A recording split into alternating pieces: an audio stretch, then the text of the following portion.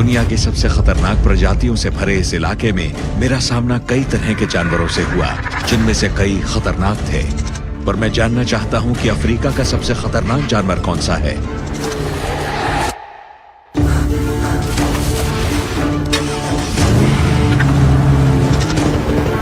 जब इंसान और जानवर टकराते हैं तब परिणाम कभी अच्छा नहीं होता। इंसान और जानवर की झड़प में मुझे अक्सर सच्चाई की तह तक पहुंचने के लिए बुलाया जाता है, ये जानने के लिए कि जमीनी स्तर पर क्या चल रहा है।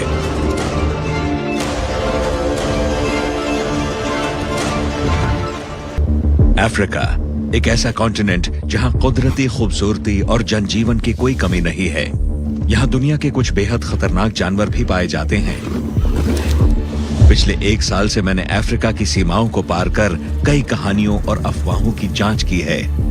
इस दौरान मेरा सामना कई जानवरों से हुआ, जिनमें से कुछ बेहद खूंखार माने जाते हैं। पर इनमें अफ्रीका का सबसे खतरनाक कौन सा है? मैं अपने पिछले 1 साल के अनुभव से इस सवाल का जवाब पाने की कोशिश करूंगा। शुरुआत करेंगे अफ्रीका के सबसे दक्षिणी इलाके से, जहां 3 फुट लंबे सींग वाला एक जानवर पलता है। ये झाड़ियों से भरा इलाका एक परफेक्ट राइनो हैबिटेट है। राइनोज की रेप्यूटेशन ऐसी है कि उन्हें अफ्रीका का सबसे गुस्सैल जानवर मानते हैं। 3,500 किलो के ये राइनोज अगर आपके पीछे पड़ जाएं या आपको दबोच लेते हैं तो इनमें काबिलियत होती है आपको बुरी तरह घायल करने की या आपकी जान लेने की। पर क्या ये यहाँ के सबसे खतरनाक जानवर हैं? राइनोज 2 तरह के होते हैं, व्हाइट और ब्लैक। ब्लैक राइनोज दोनों में सबसे छोटे होते हैं, फिर भी उनका वजन करीब 1400 किलो होता है। उनका केराटिन से बना हुआ सींग वाकई बड़ा होता है, जिससे वो हमारे चिथड़े उड़ा सकते हैं। पिछले साल राइनोज के सींग की तस्करी के मामले की जांच करते हुए मैं ऐसे एक जानवर के कुछ ज्यादा ही करीब चला गया था। तो हमारे सामने एक राइनो है जो वहां जमीन पर बैठा हुआ है। राइनोस की रेप्यूटेशन ऐसी है कि उन्हें बहुत गुस्सैल और बहुत अग्रेसिव माना जाता है। कहते हैं वो यहाँ का सबसे खतरनाक जानवर है। मगर हम इस बात को टेस्ट करने के लिए आगे बढ़ेंगे। हम देखना चाहते हैं वो हमें कितना करीब आने देता है, बस इतना कि वो जान जाए कि हम लोग यहाँ पर हैं। देखते हैं वो कैसे रिएक्ट करता है। सूरज के ढलते ही राइनो उठ खड़ा हुआ और मैं जल्दबाजी में खुद को बचाने के लिए पास के एक पेड़ पर चढ़ गया। ये पेड़ ज्यादा ऊंचा नहीं है, पर और कोई चारा भी नहीं है। मैं आवाज करूंगा जिससे उसे लगेगा कि कोई और राइनो उसके इलाके में घुस गया। शायद वो पास आएगा। मैं ज्यादा ऊंचाई पर नहीं हूं, मगर उम्मीद है मैं ठीक रहूंगा।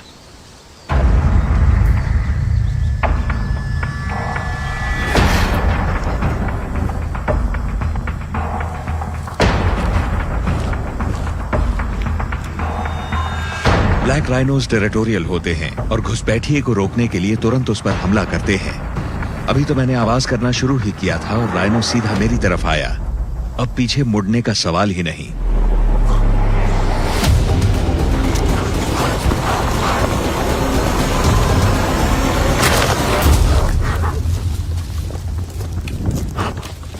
तो ये देखा आपने, इसी वजह से इन जानवरों को बहुत ज्यादा अग्रेसिव और गुस्सैल कहा जाता है।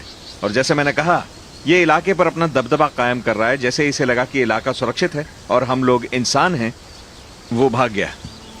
तो ये था एक ब्लैक राइनो। इस एक्सपेरिमेंट से साफ हो गया कि ब्लैक राइनोज बहुत खतरनाक होते हैं। उनके हमले से इंसान के बचने की संभावना नहीं है, मगर कोई अगर अपना थोड़ा सा दिमाग लगाए और पास के पेड़ पर चढ़ जाए तो ये खतरा टाला जा सकता है। मगर व्हाइट राइनोज का क्या? व्हाइट राइनोज ब्लैक के मुकाबले 2 गुना साइज और तकरीबन 3,500 किलो के होते हैं और 50 किलोमीटर प्रति घंटे की रफ्तार से दौड़ते हैं। तेज से तेज इंसान भी इनके चंगुल से नहीं बच पाएगा। हालांकि इन्हें बेहद खतरनाक तो नहीं माना जाता, पर क्या इन्हें सबसे खतरनाक कह सकते हैं?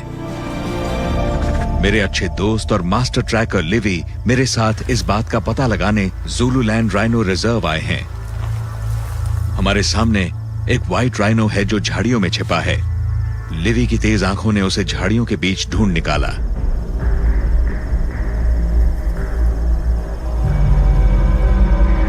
ये एक अडल्ट फीमेल व्हाइट राइनो है जो अब तक हमारी मौजूदगी से अनजान है।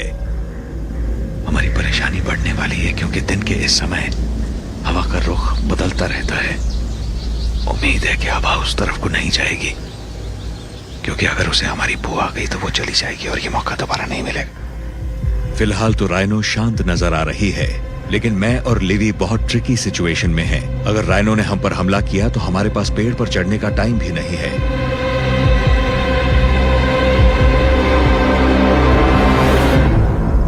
हमें हमारा जवाब मिल गया। ब्लैक राइनो की दिलचस्प बात यह है कि वो आवाज सुनते ही गुस्से में आवाज की तरफ दौड़ता है, ये देखने की वो कहां से आ रही है।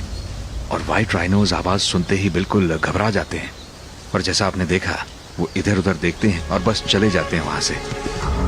इससे साफ होता है कि हालांकि राइनोज, खास तौर पे ब्लैक राइनोज, आक्रामक हो सकते हैं, और वो सिर्फ इलाके पर अपना हक जताने के लिए ऐसा करते हैं। जब उन्हें यकीन हो जाए कि आप राइनो नहीं, तो उनका गुस्सा फौरन शांत हो जाता है।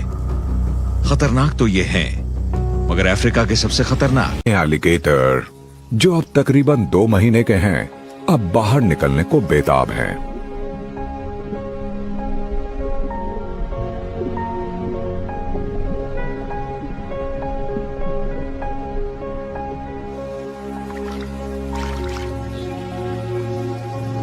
अब इतना वक्त नहीं बचा है कि दलदल में दहशत फैलाई जा सके।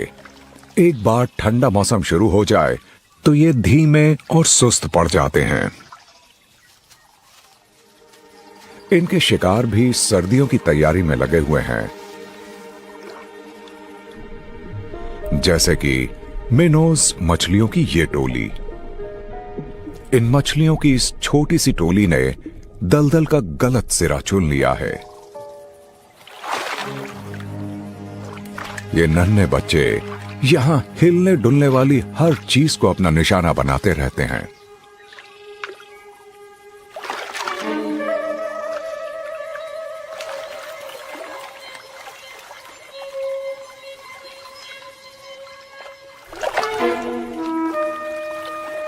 आकार में छोटे लेकिन दबंगई में बड़े ये घड़ियाल हफ्ते में 3 बार दावत उड़ाने निकलते हैं, और एक बार में अपने वजन के 1/4 जितना खाना खा लेते हैं। इस टोली की एक सुस्त मादा अपने भाई बहनों के पीछे पीछे जा रही है।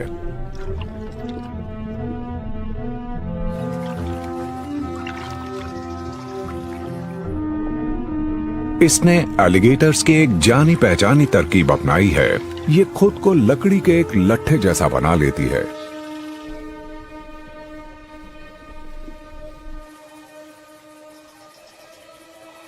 इसके जबड़े पर मौजूद सेंसर इसे पानी में हिलती डुलती मछली की खबर दे देते हैं।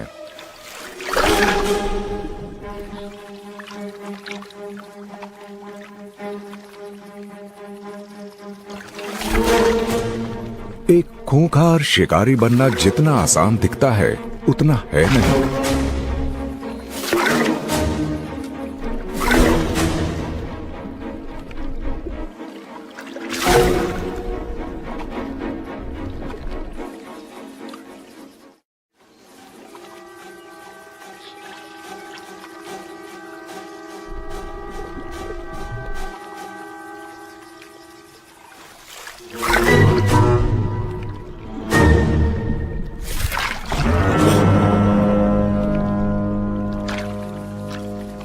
आठवीं बार काम बन गया।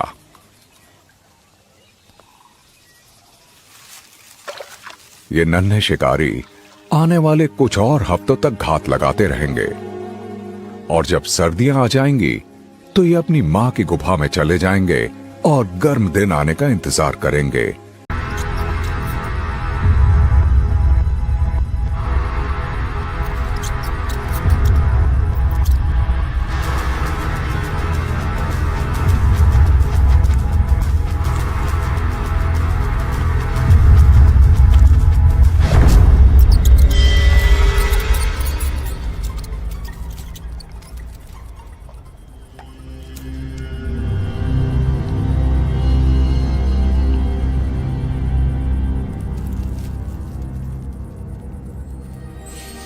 इन लाचार बच्चों की जान फिलहाल तो बच गई,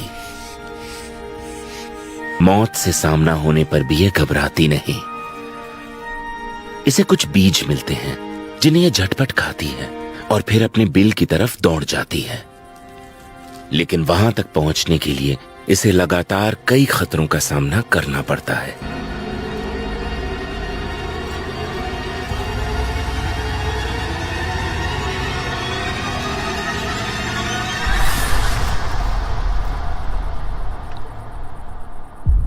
ये एक बार फिर बाल बाल बचती है।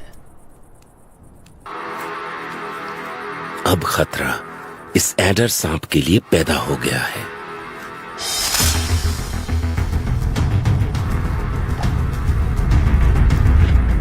अब ये शिकारी नहीं,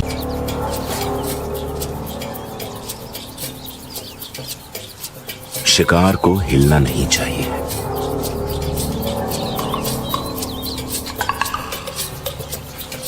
हिलते ही ये शिकारी हमला करता है।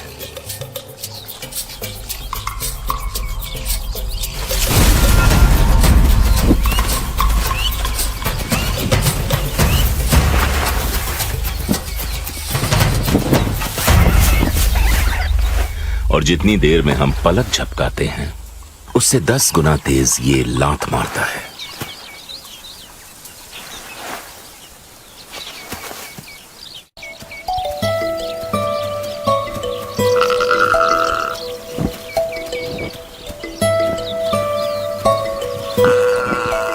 लेकिन जब बात बच्चे पालने की हो, और इसलिए इसके मां बाप ज्यादातर वक्त शिकार करते हुए ही बिताते हैं।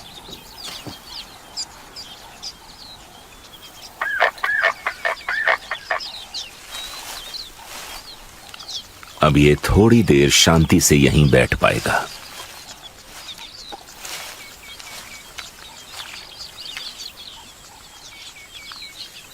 लेकिन मां बाप को वापस जाना पड़ेगा।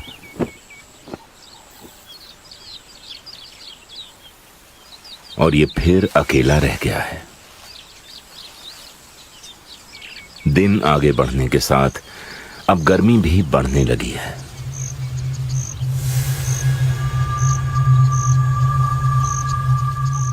पेड़ पर सबसे ऊपर होने की वजह से अफ्रीका की कड़ी धूप इस पर पड़ रही है। यहां दिन में तापमान 32 डिग्री तक पहुंच जाता है।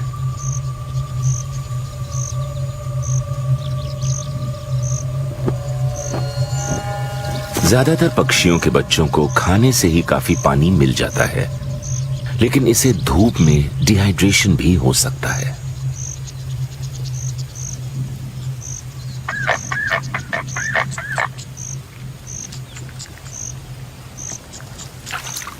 शायद ये बात पहली बार कैमरे में कैद हुई है कि सेक्रेटरी बर्ड्स उन गिने चुने पक्षियों में से हैं जो अपने बच्चे के लिए पानी भी लेकर आते हैं।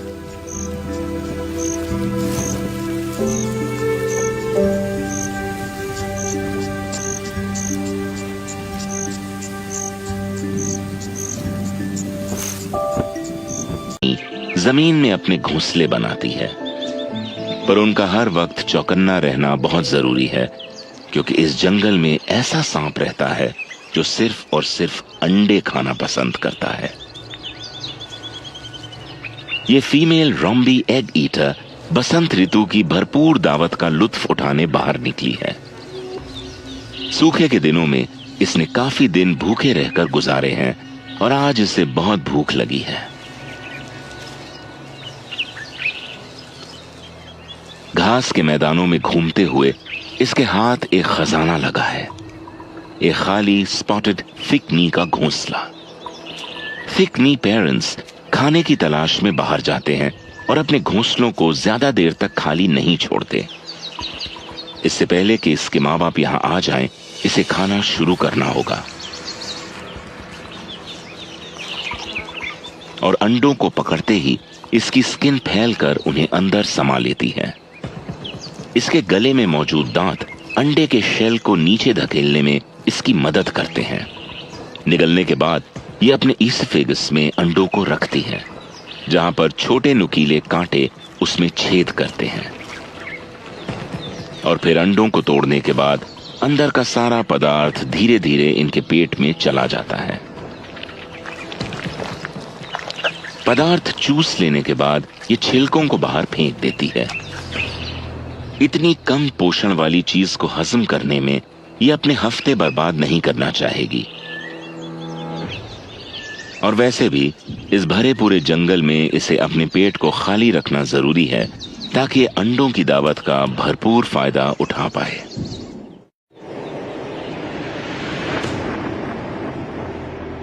अफ्रीका के सांपों ने हर तरह के हैबिटेट्स की कठिन से कठिन परिस्थितियों में सरवाइव करना सीख लिया है। इन फैले हुए सवानास और भीड़ भड़क्के वाले जंगलों के बीच पड़ती है एक ऐसी जगह जहां पर सांपों ने सरवाइव करने के बेहतरीन तरीके खोज निकाले हैं। ग्रेट ड्रैकेंसबर्ग माउंटेन रेंज, जो कि अफ्रीका की साउथ ईस्टर्न कोस्ट के साथ 1000 किलोमीटर तक फैली हुई है। और इन ऊंचे पहाड़ों के बीच एक स्नेक ईटिंग स्पेशलिस्ट रहती है, सेक्रेटरी बर्ड।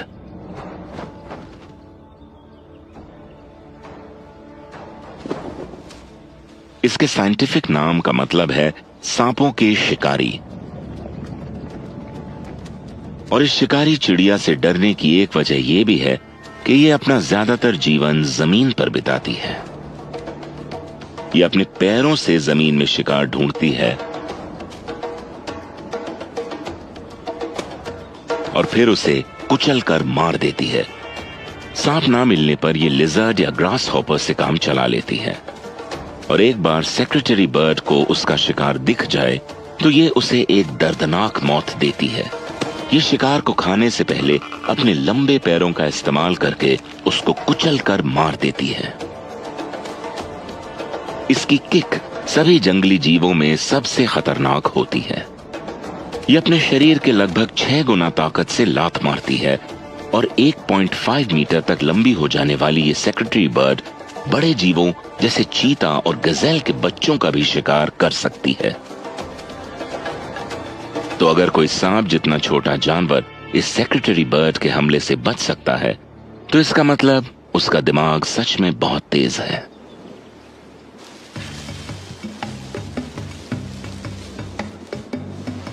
रिंकल कोब्राज सांपों की सबसे तेज दिमाग प्रजाति में से हैं। खुद को शिकारियों से बचाने के लिए ये अपने पैरालाइजिंग और कोशिकाएं नष्ट कर देने वाले जहर का इस्तेमाल करते हैं। पर जब सामने सेक्रेटरी बर्ड जैसा बड़ा शिकारी हो तो हमला करना काफी जोखिम भरा हो सकता है और वार करने में समय भी लगता है, खासकर तब जब आपके सामने बड़ा शिकारी हो। इनके स्पेशली मॉडिफाइड दांतों के सामने की तरफ बने छेदों से ये अपना जहर हवा में फेंकते हैं और इनका निशाना होता है शिकार की आंखें। ऐसा करने के लिए ये पूरी रफ्तार से अपने शरीर को आगे की तरफ झटकते हैं। सही निशाना लगने पर शिकार कमजोर पड़ जाता है और अंधा तक हो सकता है और उसके पास भागने के अलावा कोई चारा नहीं बचता।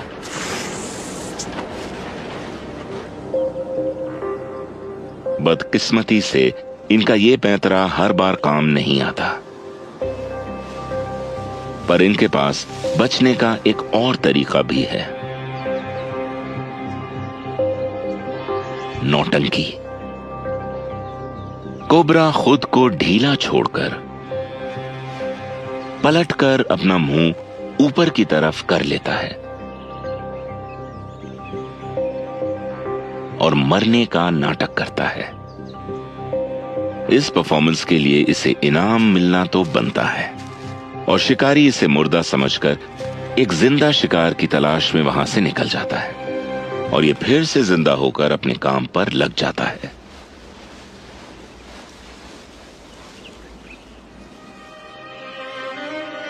जहां रिंकल कोब्राज ने जिंदा रहने का एक अनोखा तरीका खोज निकाला है, उनके एक बहुत ही करीबी रिश्तेदार ने जहर को हवा में फेंकने के खेल में महारत हासिल कर ली है। नॉर्थ की तरफ मोजाम्बिक में, जहां का आधे से ज्यादा हिस्सा घने जंगलों से घिरा हुआ है, एक ऐसे शिकारी का घर है जिसका निशाना कभी नहीं चूकता। वो है मोज़ेम्बिक स्पिटिंग कोबरा।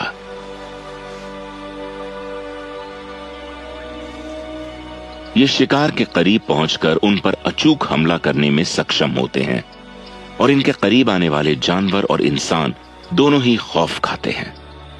आज ये फीमेल शिकार की तलाश में है और इसे पास के एक मार्श फ्रॉग की गंध आ चुकी है, जो कि इसका पसंदीदा शिकार है। शिकार करते वक्त इसे सिर्फ शिकार पर ही नहीं बल्कि आसमान के जीवों पर भी नजर रखनी होगी। यहां रहने वाले मोंगूज सांपों का शिकार करने के लिए जाने जाते हैं।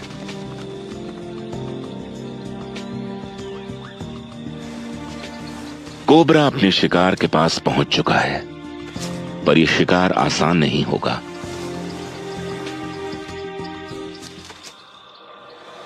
मेढक का पीछा करते करते ये मोंगूज के इलाके में पहुंच गई है और इस भूखे झुंड के लिए कोबरा किसी बड़ी दावत से कम नहीं है।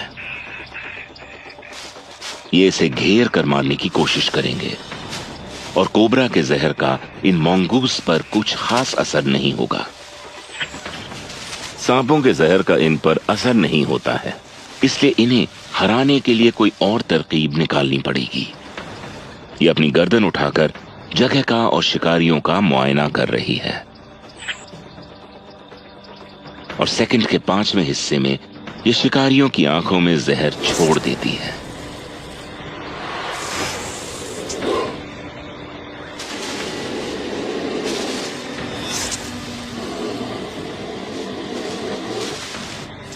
ये अपनी जहरीली ग्रंथियों को पोजीशन करके निशाना साधती है, जिससे इसे अपने शरीर को आगे फेंकने की जरूरत नहीं पड़ती। एक वक्त में 40 बार तक जहर फेंकने वाली ये कोबरा हमले को जारी रखती है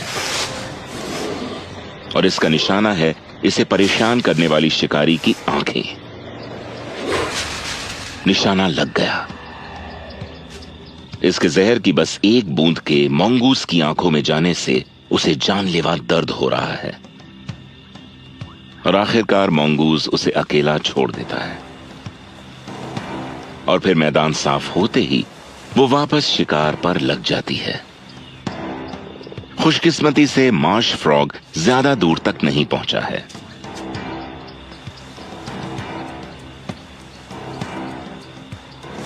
इसके चिकने स्केल्स इसकी चुपचाप शिकार की तरफ बढ़ने में मदद करते हैं। आखिरी सेकंड तक मेढक को उसकी मौजूदगी का एहसास नहीं होता।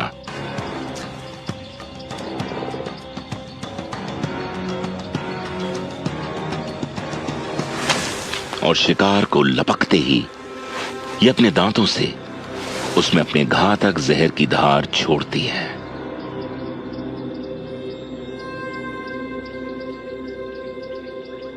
और फिर आराम से जहर को अपना काम करने देती है।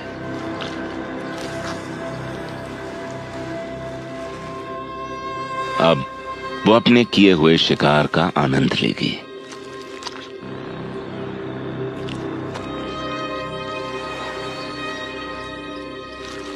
रिसर्चर्स के हिसाब से स्पिटिंग कोबराज ने अपने इस हथियार की इजाद खुद को न ही सिर्फ जानवरों से बल्कि हमारे दूर के पूर्वजों आदि मानवों से भी बचाने के लिए की थी।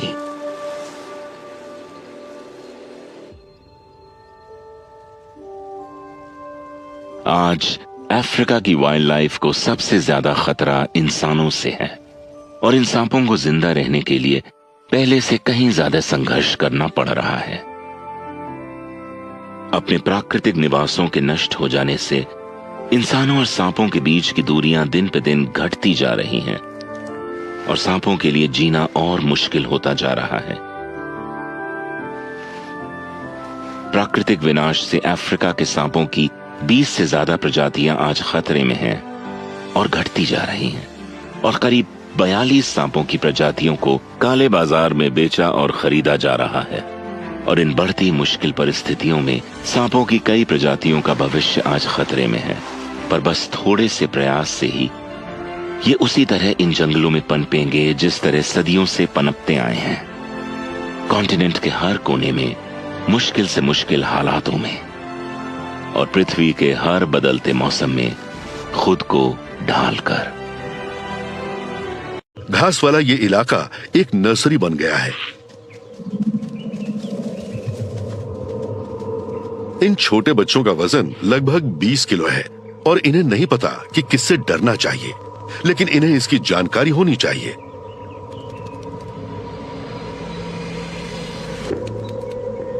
स्क्वीज के लिए इम्पाला का बच्चा बिल्कुल सही शिकार है।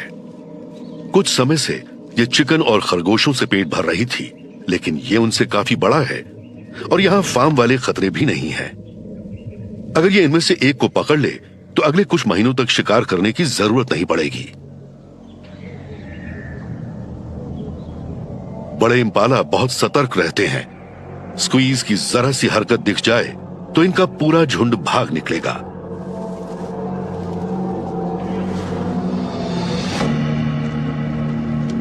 ये एक खामोश शिकारी और भागने में माहिर एक प्रजाति के बीच रस्सा कशी है।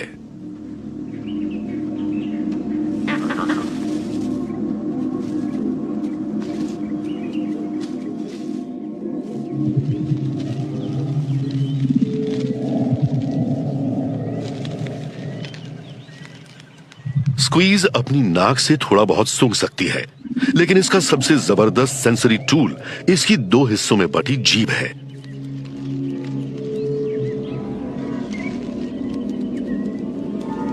इसके हर हिस्से को टाइन कहते हैं और वो इसके मुंह के ऊपरी हिस्से में अपने अलग ऑर्गन से जुड़ा होता है।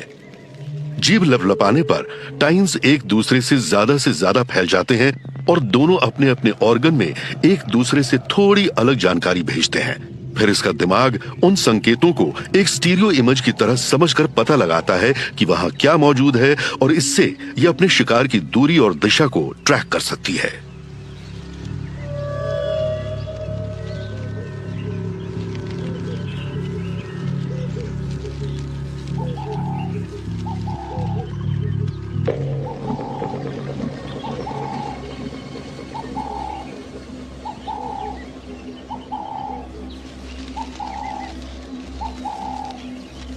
ये रफ्तार से नहीं बल्कि चोरी छिपे आगे बढ़कर ही हमला करने लायक फासले तक पहुंच सकती है। शिकार को सतर्क होने से रोकने का यही तरीका है।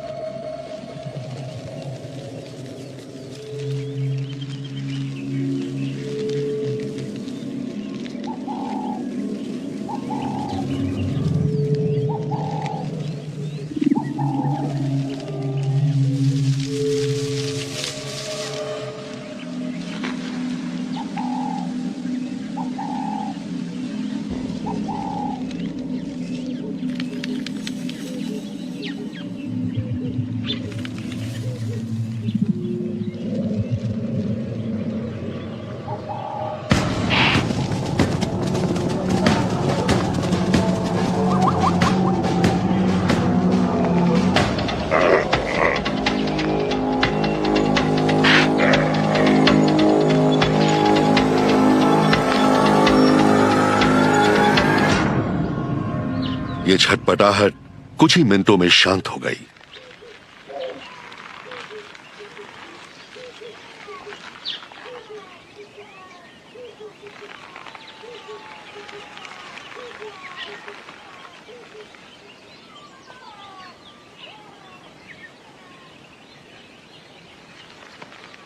कई बार हमारी नजर ऐसी चीज पर होती है जिसे खाना हमारे बूते में नहीं होता, लेकिन किसी अफ्रीकन रॉक पाइथन के लिए यह कोई मुश्किल काम नहीं है। स्क्वीज का निचला जबड़ा 2 हिस्सों में बंट गया, जिससे यह अपने मुंह को इतना बड़ा खोल सकती है कि इम्पाला को निगल सके। स्क्वीज की खाल इतनी लचीली है कि यह इसकी नॉर्मल मोटाई से 5 गुना तक फैल सकती है।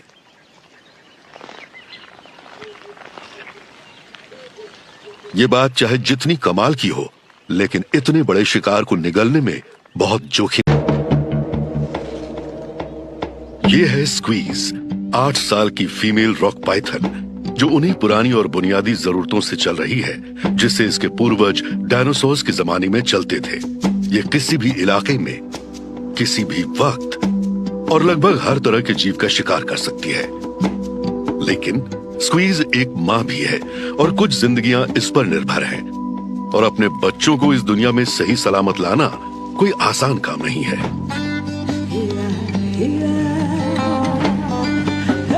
एक वक्त ऐसा भी आएगा जब इसे अपने बच्चों और अपनी जिंदगी में से एक को चुनना होगा।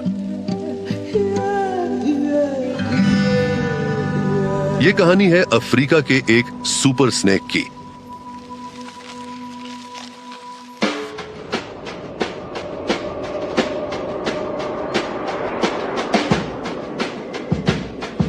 उनकुमाजी वैली, साउथ अफ्रीका। दूर दूर तक फैली पहाड़ियां, सवाना, जंगल और एक ताकतवर नदी से तराशी हुई चट्टानें।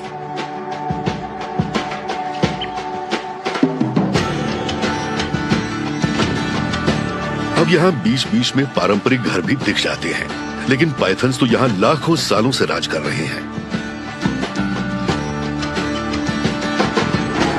ये ऐसी दुनिया है जहां फूड चेन में सबसे ऊपर के शिकारी जमीन से सबसे ज्यादा चिपक कर चलते हैं।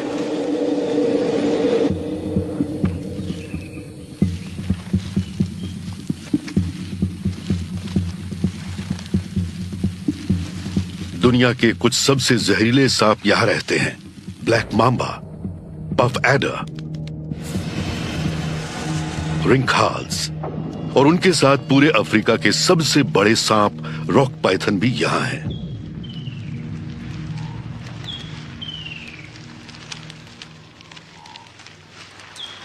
इनकी लंबाई 6 मीटर तक होती है और वजन 90 किलो तक हो सकता है।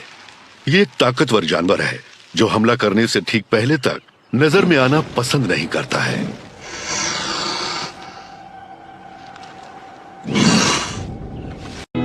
पाइथन्स करोड़ों सालों से अफ्रीका में रह रहे हैं, इंसानों के विकसित होने से काफी पहले से। कई प्रजातियां आईं और गईं, लेकिन पाइथन के पास अपना वजूद बनाए रखने का हुनर है। आज हम जो सांप देखते हैं वो अपने प्री हिस्टोरिक पूर्वजों से ज्यादा अलग नहीं है। ये दुनिया के सबसे प्रिमिटिव यानी पुराने किस्म के सांपों में से एक है।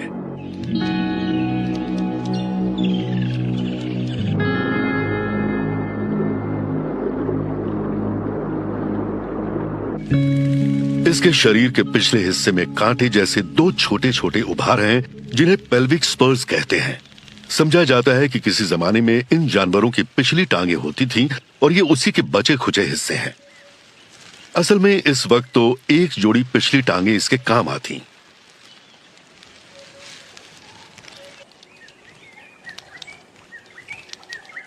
स्क्वीज ने उस खरगोश को 8 हफ्ते पहले खाया था।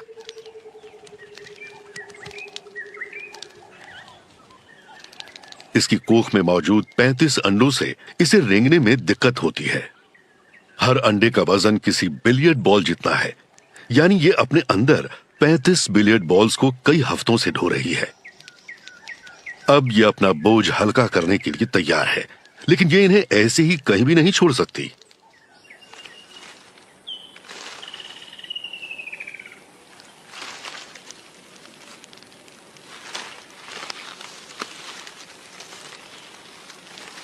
ये कई हफ्तों से सही जगह की तलाश में है।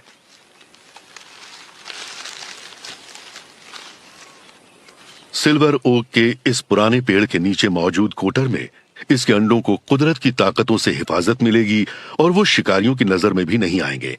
साथ ही उनमें लगातार गर्माहट भी बनी रहेगी।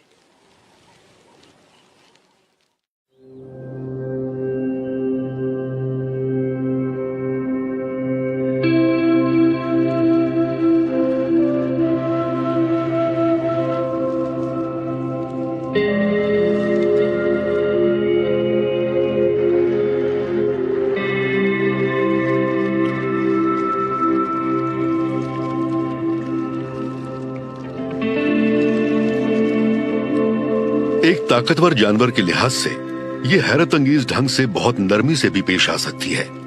इसने अपने अंडों का एक ढेर बनाकर अपने शरीर को उनके चारों तरफ कसकर लपेट लिया।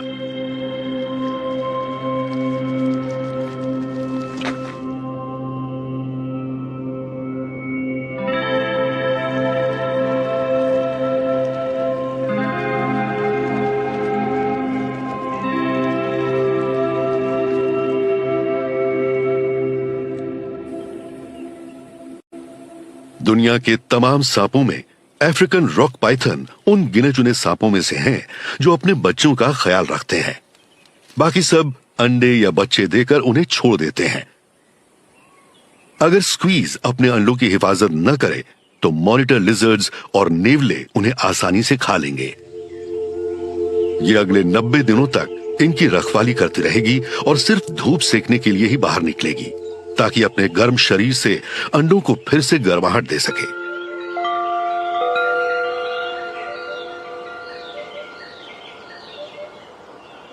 ये दिन ब दिन कमजोर होती जा रही है और इसमें अपनी और अपने बच्चों की हिफाजत करने की ताकत घटती जा रही है।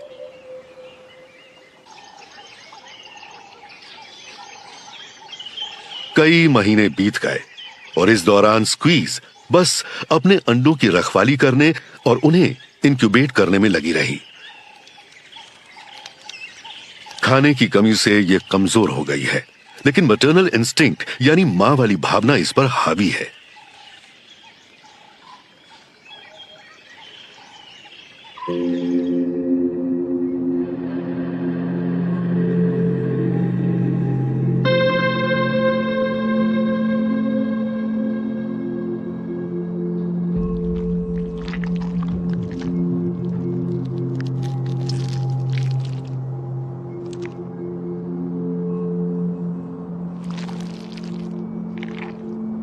एक नन्हे रॉक पाइथन ने अपनी पहली सांस ली।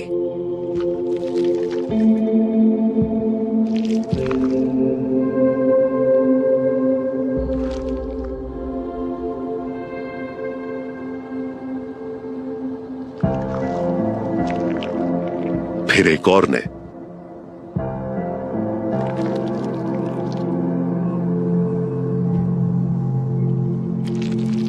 एक एक करके ये अंडों से बाहर की दुनिया में आने लगे।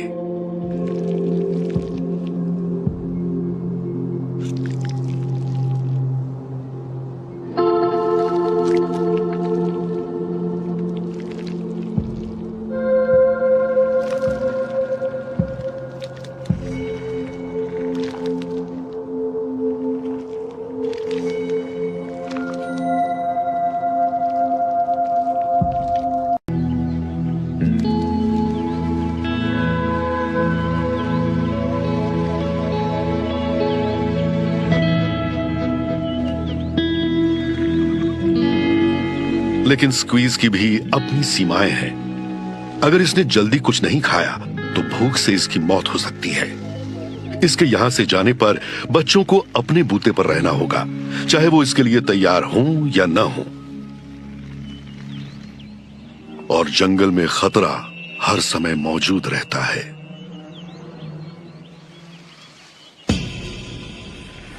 बड़ा अफ्रीकन रॉक पाइथन सबसे ऊंचे दर्जे का शिकारी है और कुदरत में उसे दूसरे जानवरों से ज्यादा डर नहीं रहता। लेकिन नन्हे पाइथन्स के बारे में ऐसा नहीं कहा जा सकता। इनके कई दुश्मन हैं, जिनमें फॉरेस्ट कोबरा जैसे जहरीले सांप और अफ्रीकन गॉसहॉक जैसे शिकारी परिंदे भी शामिल हैं।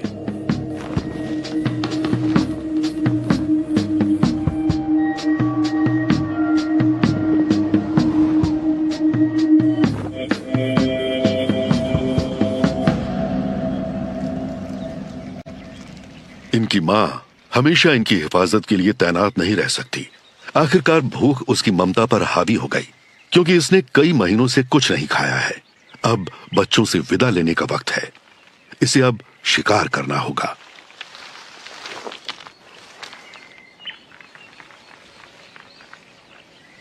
कुछ साल पहले स्क्वीज खुद एक अंडे से निकली थी और इसके अपने बच्चों की तरह खुद इसके साथ भी कई और नन्हे रॉक पाइथन्स ने जन्म लिया था।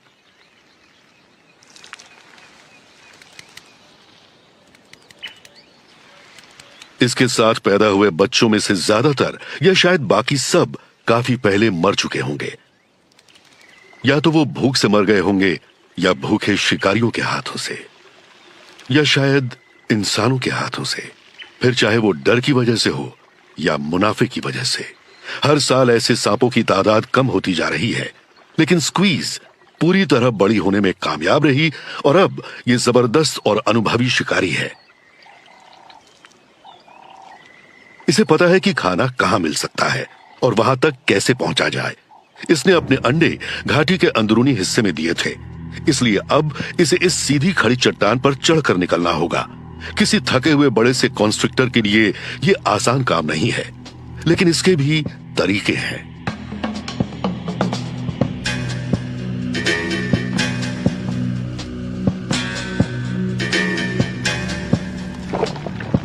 पहले अपने पेट पर मौजूद स्केल से अपने शरीर के बीच वाले हिस्से को चट्टान की सतह पर जमाओ।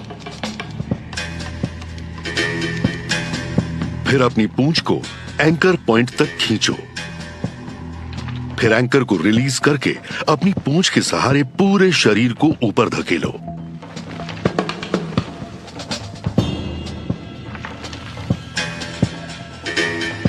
एंकर करो, खींचो, एंकर करो, धकेलो और इसे दोहराते रहो।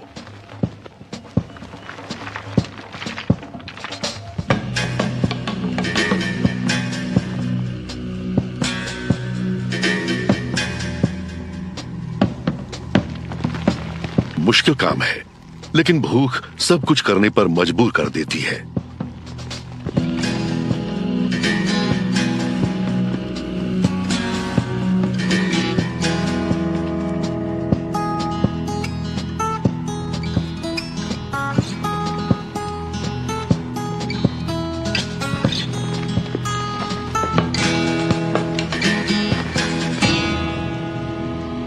इसे रॉक पाइथन यूं ही नहीं कहते।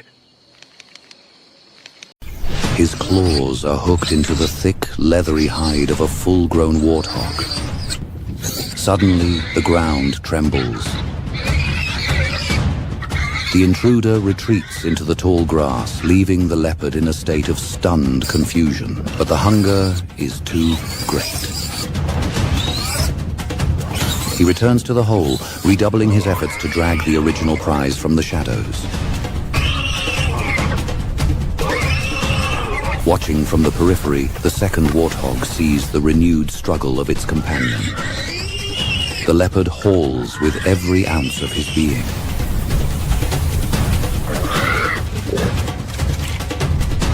Exploding into a blur of raw power, the warthog closes the distance with terrifying velocity.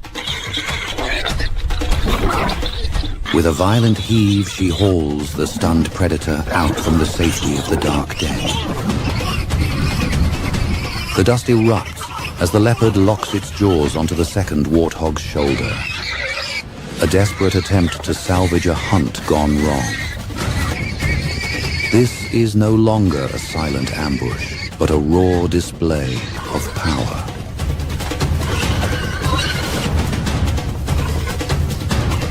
The young predator, driven by an instinctive hunger, refuses to let go of this new, unexpected target. To let go is to fail. To hold on is to risk injury. Just as the leopard seems to gain the upper hand, the hidden warthog finally explodes from the darkness of the hole. He charges with a fury that ignores all survival instincts. Now, the tables have truly turned. The young cat is caught in a pincer movement, facing two full-grown adults who are bonded by the desperate need to protect one another. They do not run. They stand their ground, lowering their heads to present a formidable array of curved, razor-sharp tusks.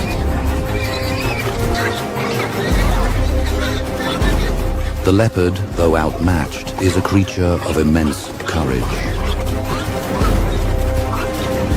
He pounces, aiming for the throat of the first, but the second immediately lunges, its tusks grazing the leopard's flank.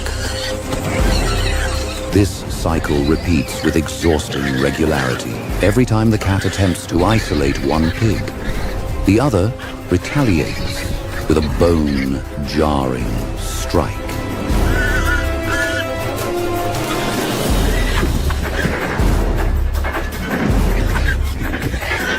It is a chaotic, spinning whirlpool of grit and snarling.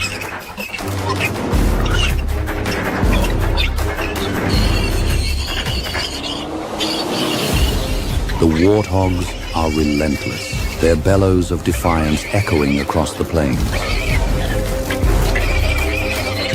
They act as a single unit, a wall of muscle and tusk that the leopard simply cannot breach.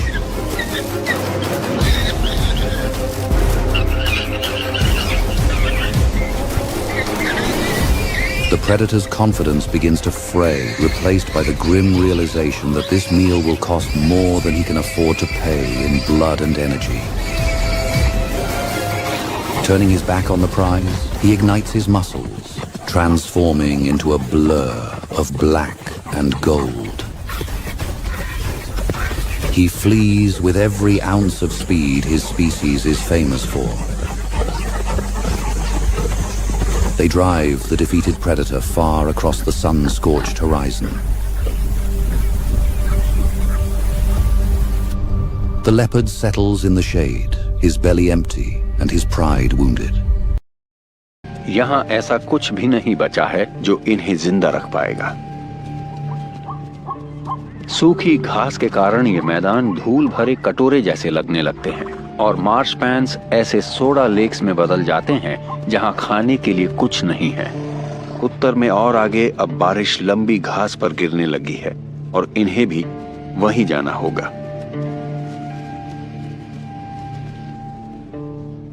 मादाओं को इस बदलाव का अंदाजा था और कई महीने मैदानों में बिताने के बाद वो और उनके बच्चे इस सफर के लिए तैयार हो चुके हैं। मियो अब 3 महीने का हो चुका है। इसमें ताकत आ गई है। अब इसका चेहरा किसी बच्चे जैसा सांवला नहीं है, बल्कि अब इसकी खाल वयस्कों जैसी गहरे रंग की हो गई है और छोटे सींग भी उगाए हैं।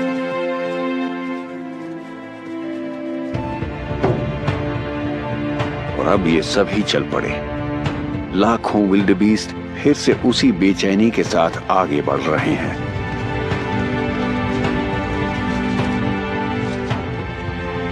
अब इनके शरीर की अजीबोगरीब आकार की वजह समझ आने लगती है। उनके शरीर का अगला हिस्सा भारी है, जिसकी वजह से ये दिन ब दिन आसान छलांगों के जरिए इतनी लंबी लंबी दूरियां तय करते रहते हैं। सांड जैसी गर्दन और ऊंचे कंधे दिखने में बेशक खूबसूरत न हो, लेकिन विल्डबीस्ट के धीरज के लिए ये बहुत अहमियत रखते हैं।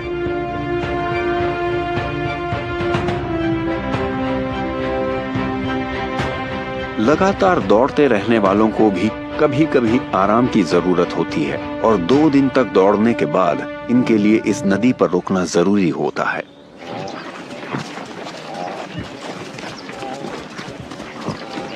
पहली नदी को पार करते वक्त इनमें हमेशा काफी जोशो खरोश देखने को मिलता है। पानी से इन्हें गर्मी, शरीर की धूल मिट्टी और परेशान करने वाली मक्खियों से छुटकारा मिलता है और सबसे बड़ी बात, पीने को पानी भी।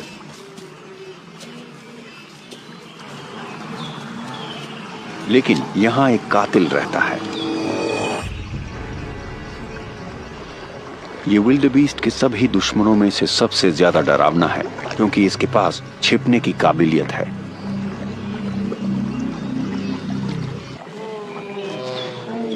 प्यास आखिरकार डर पर हावी हो जाती है। ये एकदम चौकन्ने बने रहते हैं। किसी मगरमच्छ को पानी से बाहर उछाल मारने में 1 सेकंड का सिर्फ 1/4 हिस्सा ही लगता है।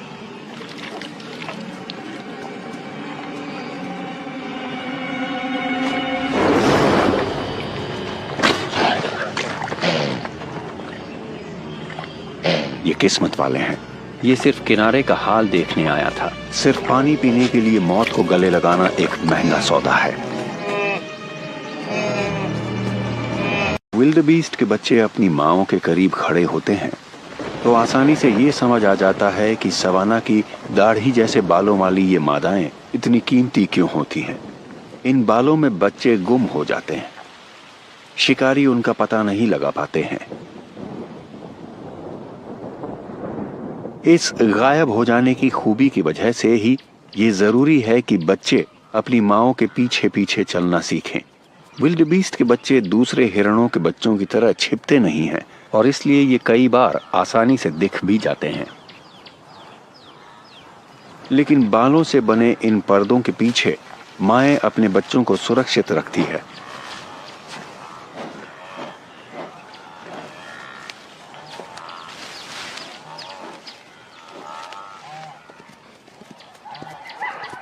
नियो और मां फॉलो करने की इन महारतों का अभ्यास करते रहते हैं। इसमें काफी सुधार आया है। ये मां की रफ्तार से तालमेल बनाकर उससे एक दूरी कायम रखते हुए दौड़ता रहता है और उसके साथ ही रुकता भी है।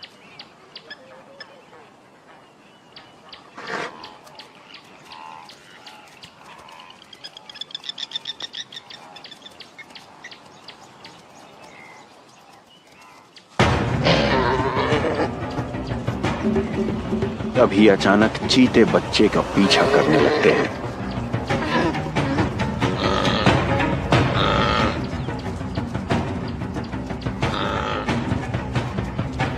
लेकिन मां हमला कर देती है और जैसे ही पहला चीता नियो को चेज करता है, ये भी फौरन उसका पीछा करने लगती है। दूसरी बार ऐसा लगता है जैसे अब इस बच्चे का खेल खत्म हो जाएगा, लेकिन 150 किलोग्राम वजनी मां का गुस्सा पासा पलट देता है।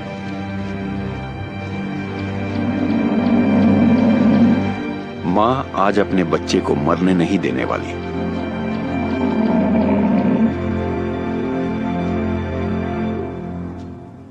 और अब नियो जानता है कि उसे क्या करना है। उसे भागकर फिर से झुंड में शामिल होना है। जब बात खाने की हो, खासकर जब आपके प्रतिद्वंद्वी की नजर आप पर ही हो,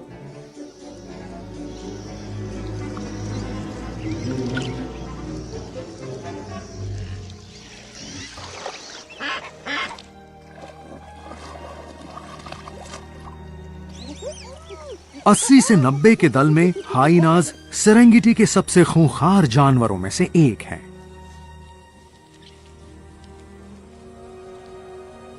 मादा हाइनाज अपने बच्चों की बहुत देखभाल करती हैं।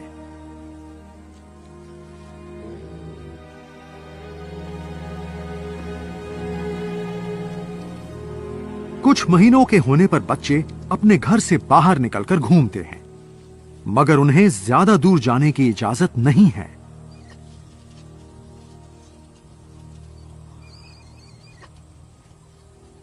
उन्हें परिवार के सदस्यों से भी खतरा है। जन्म से ही उनमें जिंदा रहने की सहज प्रवृत्ति इतनी जबरदस्त होती है कि वे अपने भाई बहनों को भी मार देते हैं। ज्यादा शक्तिशाली बच्चे कमजोर बच्चों को खाने नहीं देते, जिसकी वजह से कमजोरी से उनकी जान चली जाती है। हाइना में ओहदे का फैसला कभी कभार लड़कर होता है, मगर इसमें कोई दो राय नहीं कि मादा हाइना ज्यादा हावी होती हैं।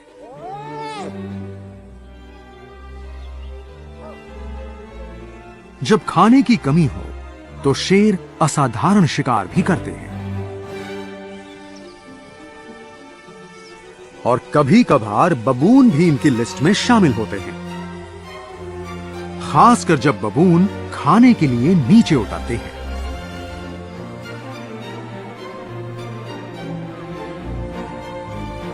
बड़े दांत वाले वयस्क नर दल की रक्षा करते हैं।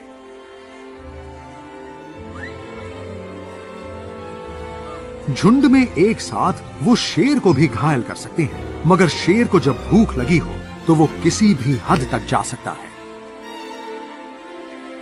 फिलहाल इस शेरनी को खाना सिर्फ तब मिल सकता है अगर वो किसी एक बबून को अकेला पकड़ ले।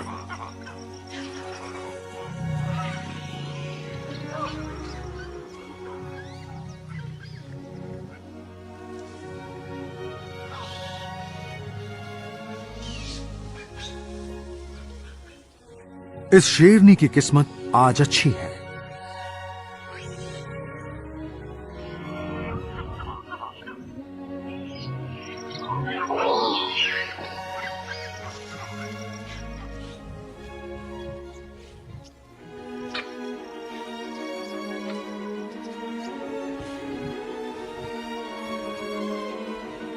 एक बबून से इस शेरनी की भूख शायद मिट जाएगी, मगर तब जब वो अकेले इस शिकार को खा पाए।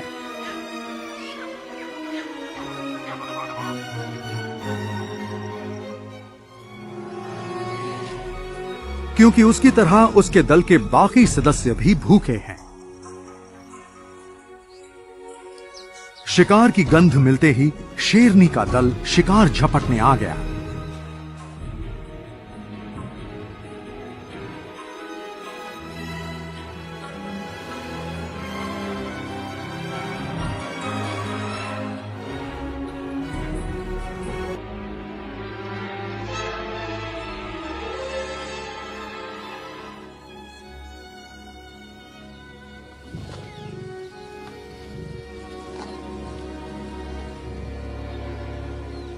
शिकार करने के बाद इस मेल को प्यास लग गई है, लेकिन 3 साल की उम्र का स्लॉथ बेयर का एक बच्चा भी पानी पीना चाहता है।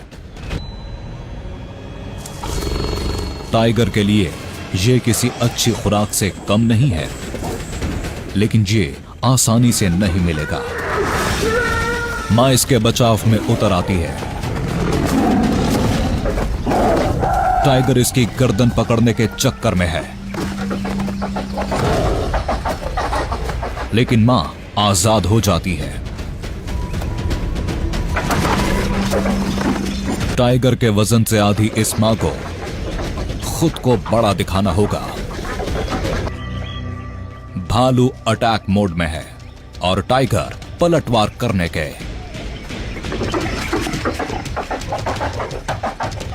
और ये झांसा फिलहाल काम कर भी गया और भालू पक्का करता है कि टाइगर वापस ना आए।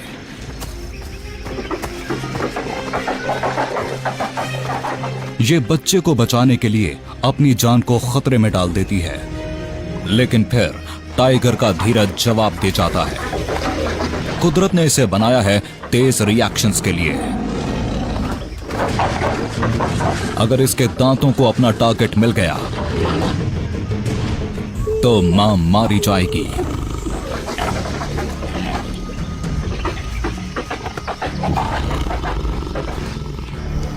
इसका लाचार बच्चा बस देख रहा है। टाइगर थक जाता है और मां को मौका मिल जाता है।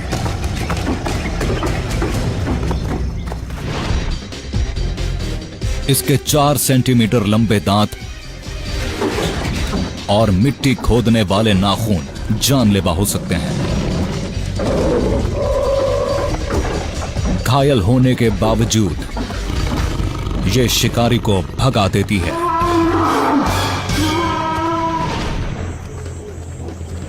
टाइगर फिर इसका पीछा करना शुरू कर देता है।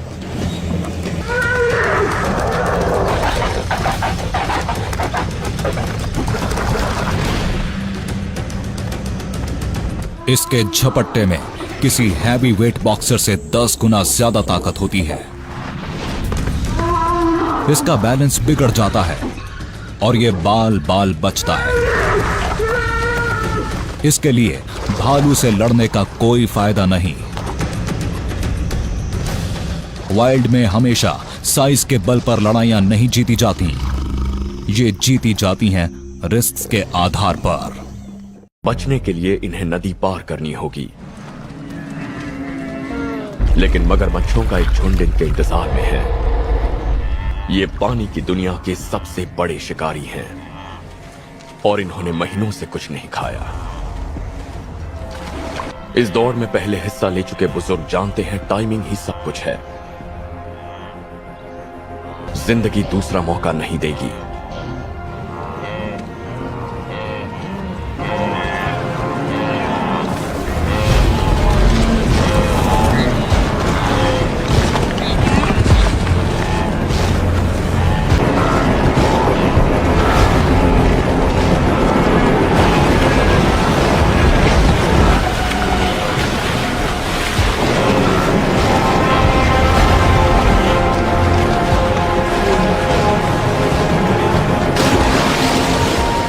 गीली चट्टानों पर फिसलन से पैर और दूसरी हड्डियां टूट सकती हैं।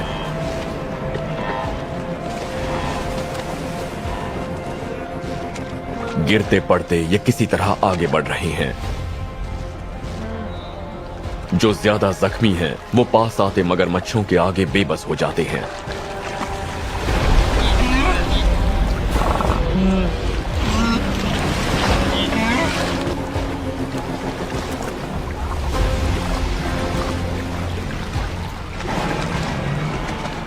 और जब तक मगरमच्छों का मुंह भरा है तब तक लाखों बचकर निकल जाते हैं।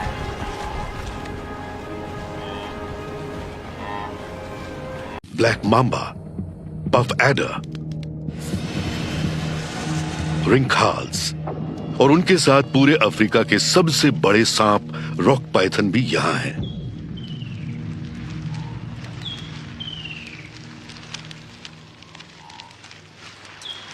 इनकी लंबाई 6 मीटर तक होती है और वजन 90 किलो तक हो सकता है। ये एक ताकतवर जानवर है जो हमला करने से ठीक पहले तक नजर में आना पसंद नहीं करता है।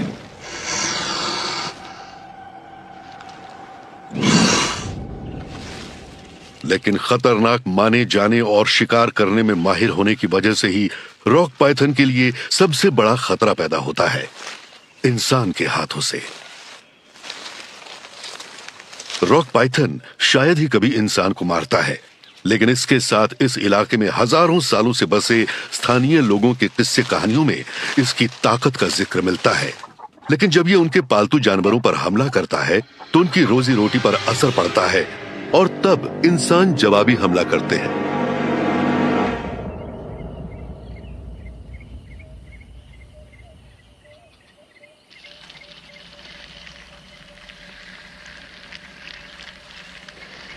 स्क्वीज 4 मीटर लंबी और 30 किलो वजन वाली गठीली फीमेल है। इसका शरीर पीले, चेस्टनट और ब्राउन रंग के धब्बों से भरा है, जिससे इसे कुदरती माहौल में घुलने मिलने में मदद मिलती है। इसने 2 हफ्तों से नहीं खाया है और इसकी एक अहम वजह भी है।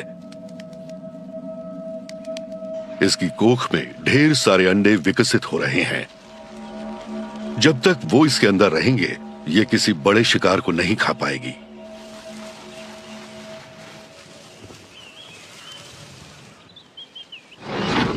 लेकिन इसे भूख लगी है। ऐसे में कुछ नाश्ता मिल जाए तो मजा आ जाए। कोई ऐसा शिकार जिसे पकड़ने में इसे अपनी सुस्त हालत में ज्यादा मेहनत न करनी पड़े। इंसानों के यहां बसने से स्क्वीज पर मिला जुला असर पड़ा है। इसके रहने का इलाका खेती ने निगल लिया, लेकिन फार्म्स में खाने के अच्छे मौके भी मिल जाते हैं। फसलें छोटे मैमल्स को ललचाती हैं। स्क्वीज किसी भी समय शिकार कर सकती है, लेकिन दिन में इसे खतरा रहता है। बड़े रॉक पाइथन्स के कुदरती दुश्मन बहुत कम हैं, लेकिन फार्म्स कोई कुदरती जगह नहीं है। यहां हर तरह के खतरे मौजूद हैं।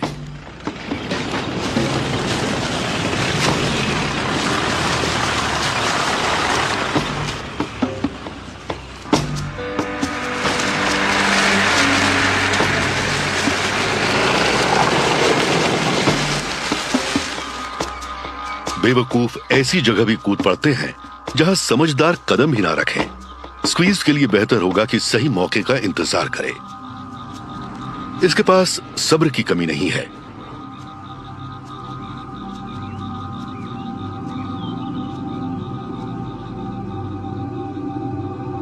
मैडागास्कर के जंगलों में भूत भी रहते हैं। लीमर नाम एक लैटिन शब्द से आया है, जिसका मतलब है उन लोगों की आत्माएं जिन्हें मौत के बाद दफनाया नहीं जा सका और जो रात में लौटकर जिंदा लोगों को डराती हैं। शायद इतने प्यारे जानवर के लिए ये तुलना कुछ ज्यादा सख्त है। नवंबर का महीना लीमर माता पिताओं के लिए बच्चों की बढ़ी हुई तादाद का वक्त है। बच्चे अपने परिवार से गहरा रिश्ता रखते हैं। पूरा झुंड एक साथ चलता है क्योंकि एकता में ही हिफाजत है।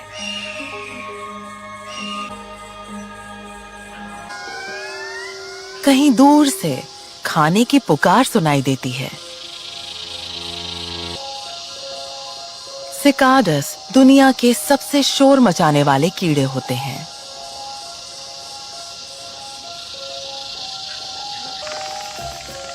इन्हें सुनना शायद आसान हो, लेकिन पकड़ना मुश्किल है।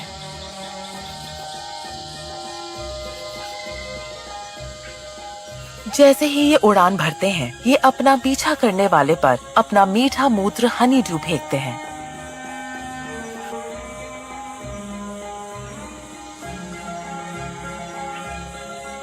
लेकिन लीमर्स को सिकाडा का कुरकुरापन इतना पसंद है कि इन्हें फर्क नहीं पड़ता।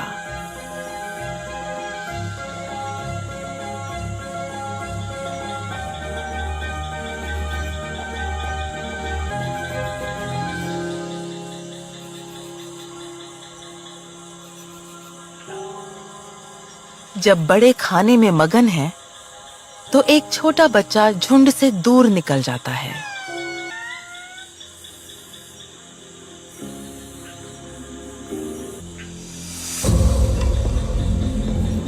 ये बहुत खतरनाक है। शिकारी सिर्फ उड़ते नहीं, रेंगते भी हैं। एक बोआ कंस्ट्रिक्टर जैसे सांप के लिए ये बच्चा एक आसान शिकार हो सकता है।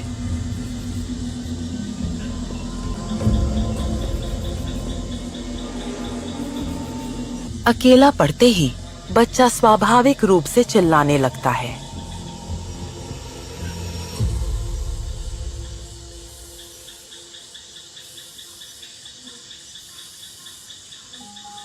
किस्मत से उसकी माँ सिकाडा की आवाजों के बीच उसकी पुकार सुन लेती है। वो फिर से महफूज है और थोड़ी सी देखभाल और ग्रूमिंग के बाद पूरा लीमर झुंड फिर चल पड़ता है।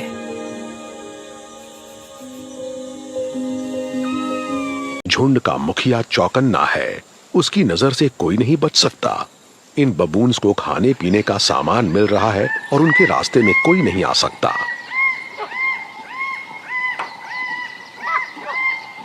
सिर्फ बबून्स ही जमीन से 60 फुट ऊपर खुराक ढूंढ सकते हैं। इनके पास कुछ ऐसी कुदरती खूबियां हैं जो इन्हें बेहद अलग और अनोखा बनाती हैं।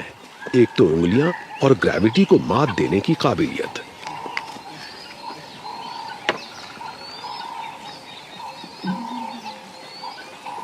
इनमें से सबसे फुर्तीले सबसे पहले खाते हैं, लेकिन वो नीचे मौजूद अपने उस परिवार को नहीं भूलते जो पेड़ पर से नीचे गिरने वाली खुराक का इंतजार कर रहा है।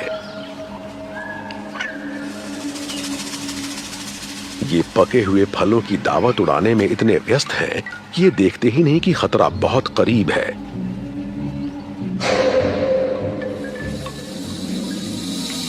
एक बबून किसी तेंदुए की पसंदीदा खुराक होती है और इस तेंदुए को भूख लग रही है।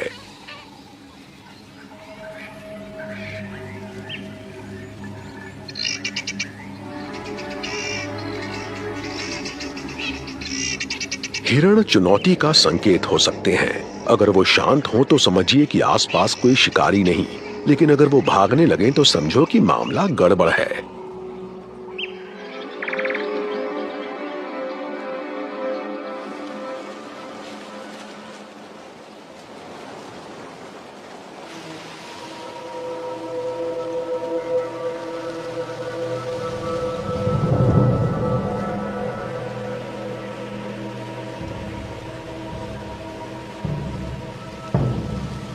तेंदुआ खुद को छिपाने की कितनी भी कोशिश क्यों न कर ले, मुख्य बबून उसे देख ही लेता है और सबको बुलाने के लिए आवाज लगा देता है।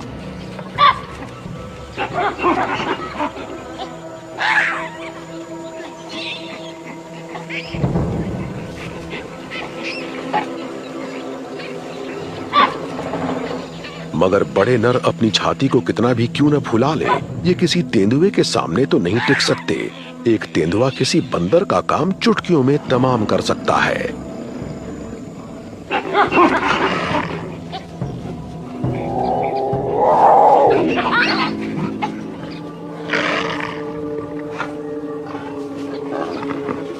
लेकिन ये बबून अपनी हिम्मत नहीं गंवाते, बल्कि ये तो हमला करने लगते हैं।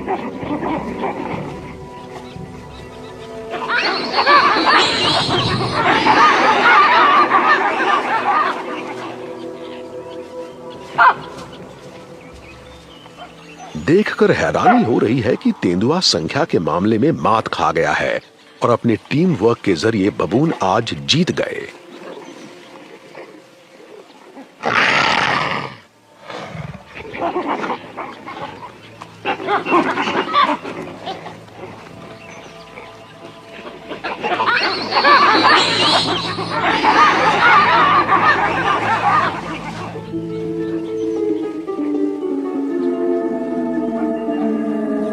तो तेंदुआ यहां से भागकर कहीं और अपनी खुराक ढूंढने की कोशिश करता है।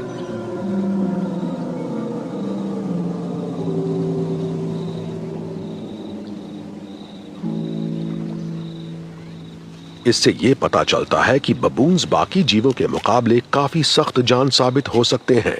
ये किसी को भी न तो अपने इलाके में और न ही अपनी खुराक के आसपास भटकने देते हैं।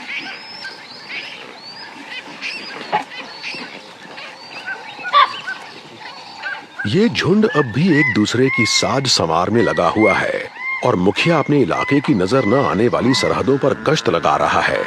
इसे तो बफलो के यहां होने से भी कोई परेशानी नहीं होती।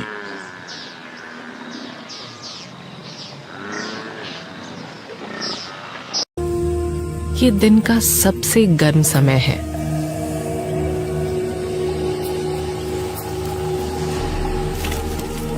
हवा जैसे सीधे भट्टी से आ रही है।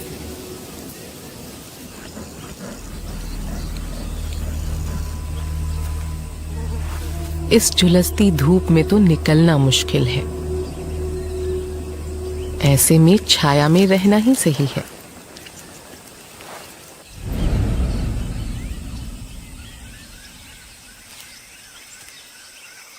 लेकिन इधर वाइल्ड डॉग्स का दुश्मन अब भी पास ही बना हुआ है।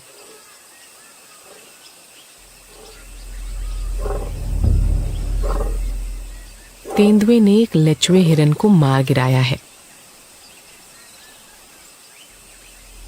और ये शिकार के पास ही बना हुआ है। ये वाइल्ड डॉग्स के इस झुंड के लिए अच्छी खबर नहीं है, पर गर्मी कुछ ज्यादा ही होती जा रही है। तो अब वक्त है छाया में जाने का।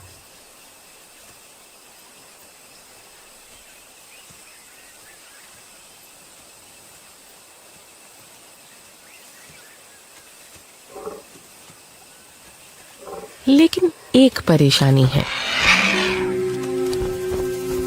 इतने सारे गिद्ध बहुत जल्दी ही शिकार का सफाया कर देंगे, बशर्ते ये उन्हें ऐसा करने दे।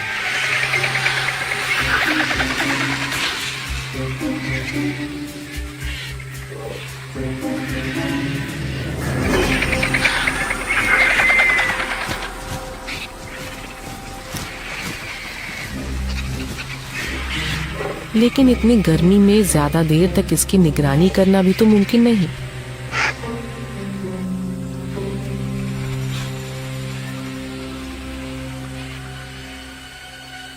और ये गिद्ध फिर लौट आते हैं। ये तो अब रुको चलो वाला खेल सा बन गया है।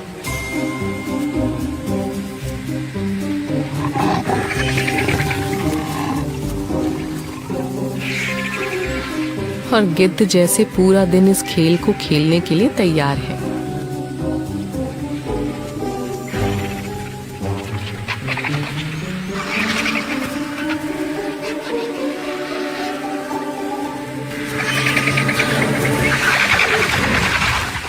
आखिरकार तेंदुए का धीरज जवाब दे जाता है और ये अपने शिकार को अपने साथ ही ले जाता है। खेल खत्म।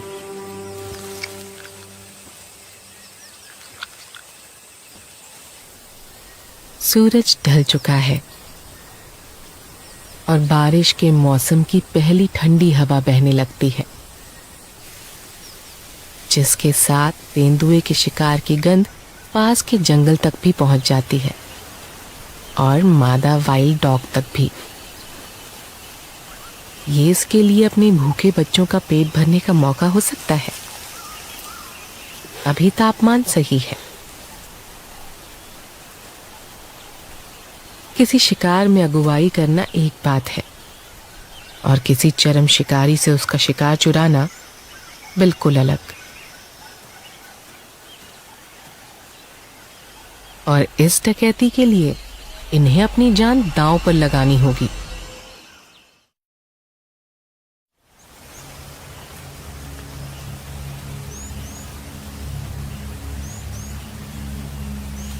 ये माँ अपने भूखे बच्चों के लिए खुराक का जुगाड़ करने निकली है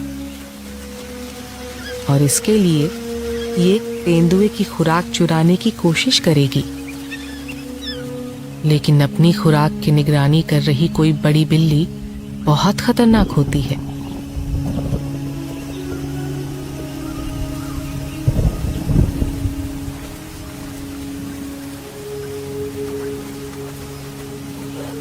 तभी तो ये पूरा झुंड घबराया हुआ है।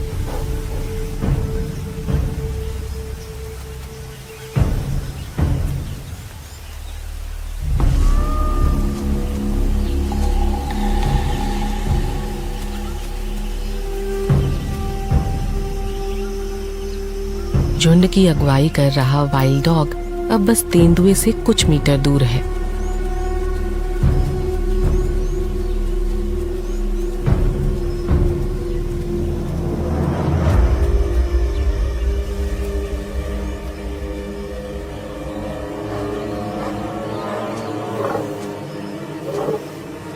मगर ये घबरा जाता है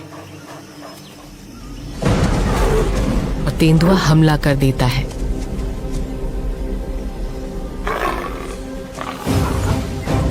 लेकिन मां जवाबी हमला करने से नहीं हिचकिचाती।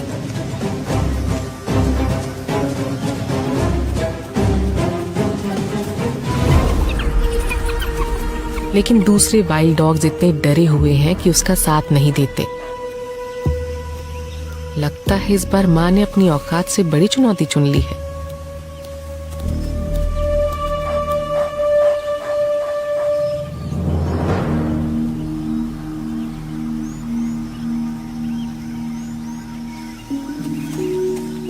मगर शुक्र है कि इसका पलड़ा भारी रहता है। बच्चों की जान आफत में थी तो मां ने अपनी जान लगा दी और तेंदुए को हार माननी पड़ी। अपनी बहादुरी की बदौलत इसने पूरे झुंड के लिए खुराक जुटा ली है और अपने दुश्मन को एक बड़ा सबक भी सिखा दिया है। किसी मां से मत उलझना।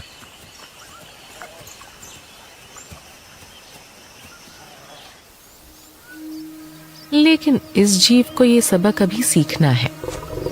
मिलिए कमूटी से। 13 साल की ये मादा तेंदुआ अफ्रीका के जंगल में पाए जाने वाले सबसे पुराने तेंदुओं में से एक है। कमूटी का लोकल भाषा में मतलब होता है टहनी। ये नाम उसके दुबले पतले शरीर की वजह से पड़ा। उसकी उम्र अब असर दिखाने लगी है। वो अब पहले जितनी तेज या ताकतवर नहीं रही और उसे शिकार पकड़ने में भी मुश्किल हो रही है।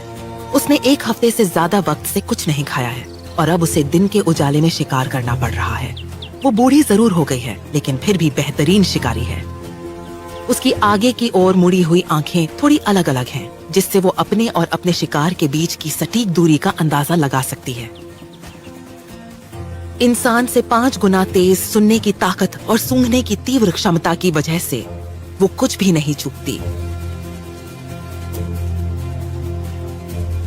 लेकिन इतने छोटे एलिफेंट श्रू के लिए इतनी मेहनत का कोई मतलब नहीं।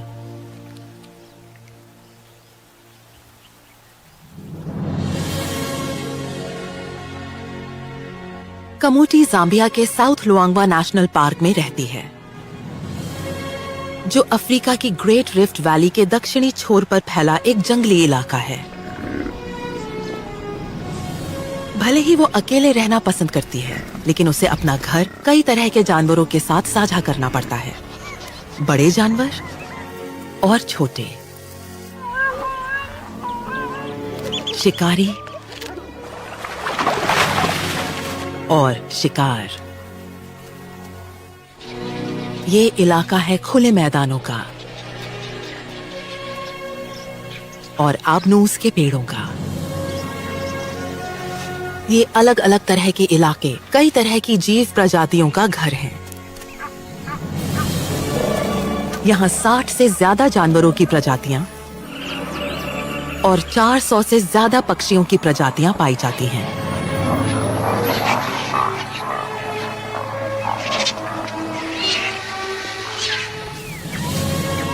ये जगह इस तजुर्बेकार शिकारी के लिए शिकार की बेहतरीन जगह है।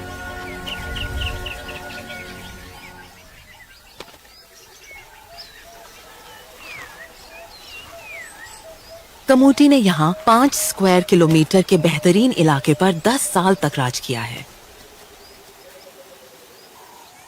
हिरण उसके पसंदीदा शिकार हैं, खासकर पुकू और इम्पाला। लेकिन इतनी तादाद में मौजूद होने के बावजूद उसे ठीक से खाना मिलना मुश्किल हो रहा है। और ये सिर्फ उसकी उम्र की वजह से नहीं है, उसे कुछ बेहद खतरनाक पड़ोसियों से भी निपटना पड़ता है। एनसेफू शेरों का झुंड। ये शेर कमूटी के इलाके में ही रहते हैं। शेर ही अकेले ऐसे बिल्ली प्रजाति के शिकारी हैं जो असल में सामाजिक प्राणी होते हैं। कमूटी के उलट इनके पास बड़ी तादाद की ताकत है। 14 बड़े शिकारी, एक ऐसी फोर्स जिससे टकराना आसान नहीं। एनसेफू शेर कमूटी की जिंदगी का सबसे बड़ा सिरदर्द है। वो अक्सर उसका मेहनत से हासिल किया हुआ शिकार छीन लेते हैं और अगर उन्हें वो नजर आ जाए तो हमला करने में भी नहीं हिचकते। ये इसलिए नहीं कि वो उसे शिकार समझते हैं, बल्कि वो अपने झुंड के सबसे छोटे बच्चों की हिफाजत के लिए ऐसा करते हैं। एनसेफू शेरों के झुंड में हाल ही में 2 नए शावक आए हैं। 2 महीने से थोड़ी ज्यादा उम्र के ये बच्चे अब बाहर की दुनिया में कदम रखना शुरू कर रहे हैं।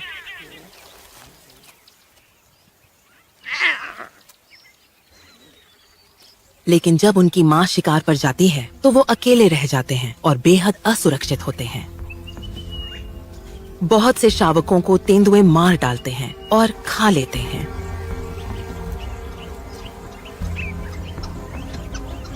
ये दुश्मनी दोनों तरफ से चलती है। भले ही कमूटी इन शावकों के लिए खतरा है, लेकिन वो उनकी माँ के सामने टिक नहीं सकती और वो ये जानती है। 130 किलोग्राम वजन वाली शेरनी कमूटी से 3 गुना ज्यादा भारी है। शेरों के इधर उधर घूमते रहने से कमूटी अब बाकी दिन छिपकर गुजारेगी।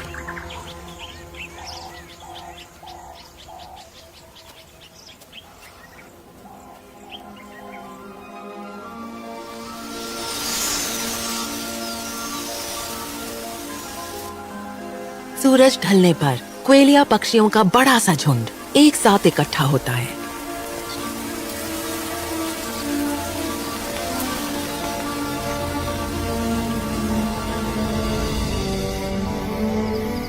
शाम ढलते ही ये छोटे गौरैया जैसे पक्षी एक दूसरे से सटकर बैठ जाते हैं। काली रात में एक ऐसा मिलिट्री ग्रेड कैमरा जो रोशनी नहीं बल्कि गर्मी को पकड़ता है, एक जादुई दुनिया दिखाता है।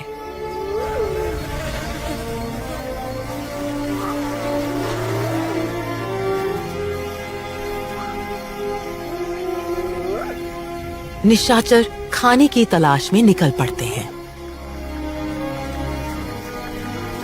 हनी बैजर्स अपनी तेज सूंघने की क्षमता से छोटे जानवरों, रेप्टाइल्स और कीड़ों की तलाश में जमीन खोदते हैं। पेड़ों पर एक उल्लू शिकार की तलाश में है।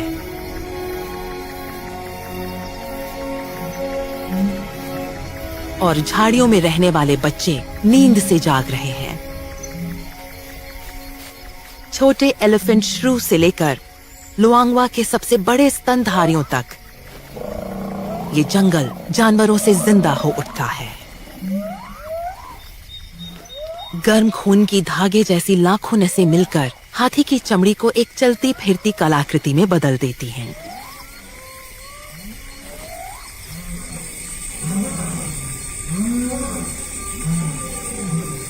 कुकू और बाकी हिरन पूरी तरह चौकन्ने हैं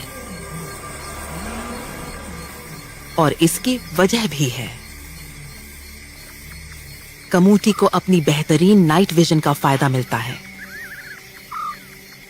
पहली बार किसी तेंदुए के हर कदम को अंधेरे के बाद ट्रैक किया जा रहा है,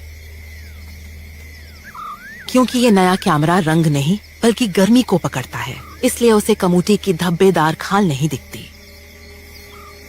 लेकिन इस वक्त उसे किसी कैमोफ्लाज की जरूरत नहीं है। वो अंधेरे की ढाल का पूरा फायदा उठा रही है।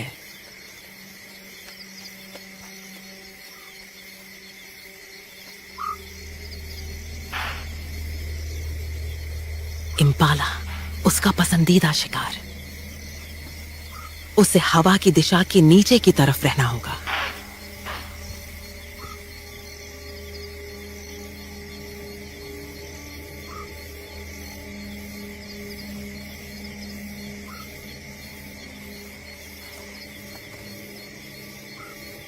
अब वो पहले जितनी तेज नहीं रही। उसे हमला करने से पहले दूरी कम करनी होगी।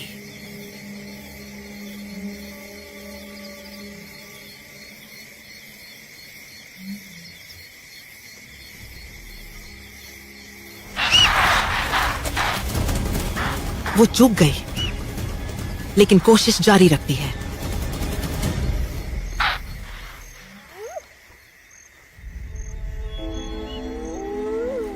कामयाबी। एक वयस्क नर इम्पाला 60 किलोग्राम वजन का, यानी लगभग उसके वजन से दुगना। उसकी बूढ़ी देह में भले ही अब वो रफ्तार नहीं रही, लेकिन तजुर्बा उस कमी को पूरा कर देता है।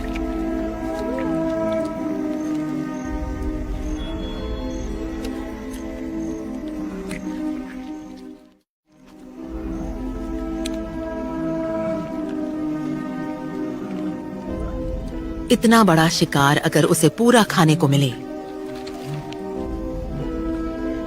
तो करीब 1 हफ्ते तक उसका पेट भरा रहेगा।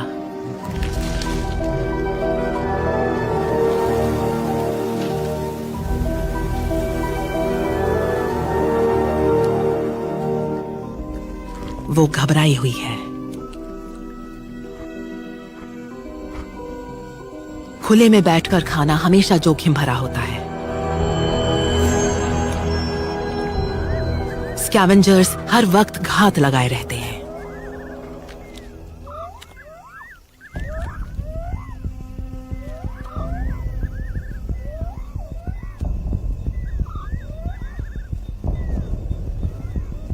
लेकिन उसकी भूख उसके डर से ज्यादा बड़ी है। उसके पड़ोसी एनसेफू झुंड के एक शेर ने उसकी गंध पकड़ ली है और अब वो नजदीक आ रहा है।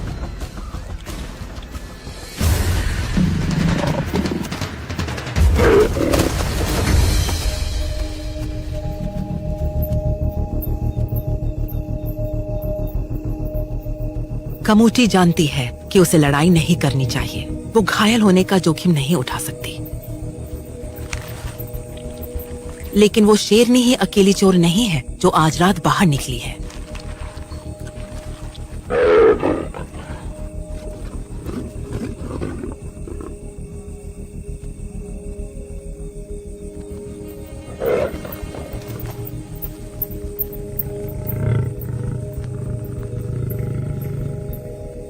कमूटी के लिए ये छोटा सा दिलासा है।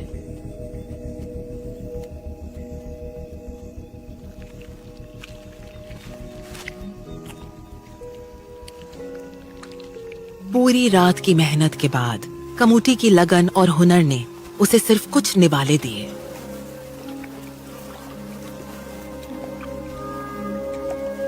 उसका शिकार अक्सर शेर छीन लेते हैं।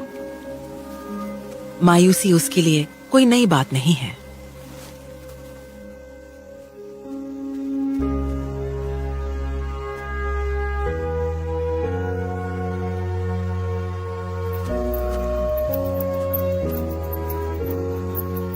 आखिरकार वो थक कर सो जाती है।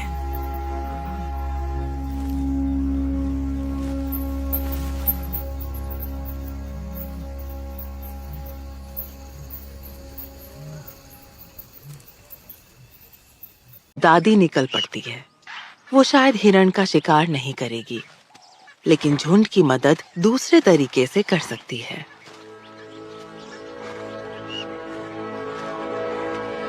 वो तेंदुए के पसंदीदा ठिकाने पर पहुंचती है। शिकारी जीवों में मादाओं की आपसी दुश्मनी होना एक आम बात है, जिसे वैज्ञानिक अभी समझना शुरू कर रहे हैं। शायद उसने एक के बाद एक तेंदुओं की कई पीढ़ियों के हाथों संतानें खोई हों। हाथी ही नहीं, शेर भी लंबी दुश्मनी रखते हैं। बूढ़ी शेरनी तेंदुए को नहीं देख पा रही, लेकिन पुकू अपनी चेतावनी भरी आवाजों से उसकी मौजूदगी बता रहे हैं।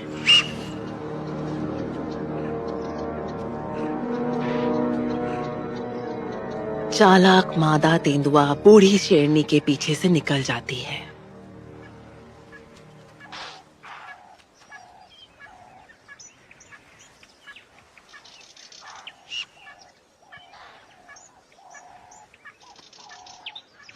वो शांति से दूर चली जाती है। उसका बेपरवाह दिखना जरूरी है। इस तरह कम जानवर चेतावनी की आवाज निकालेंगे।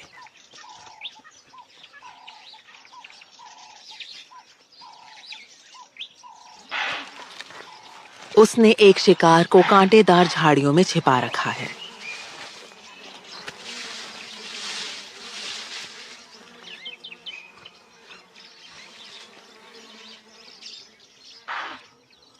लेकिन दादी इतनी आसानी से गंध का पीछा छोड़ने वाली नहीं। मादा तेंदुआ वहीं छिपी रह सकती थी, लेकिन सबसे सुरक्षित यही है कि पीछे के रास्ते से निकल जाए और उम्मीद करे कि शेरनी उसके शिकार तक न पहुंचे। बेशक दादी को ठीक ठाक पता है कि कहाँ देखना है।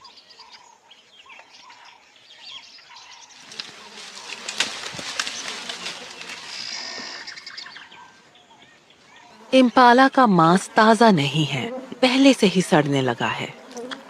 ज्यादातर दादियों की तरह उसे भी खाने का ढंग नहीं आता। वैसे तो खाना अपने आप में ही एक इनाम है, लेकिन तेंदुए से टकराकर बूढ़ी शेरनी झुंड की रक्षा में भी मदद कर रही है। जंगल से जुड़ी हर तरह की वीडियो आपको दिखाई जाएगी। उसके लिए हमारा चैनल को सब्सक्राइब करें।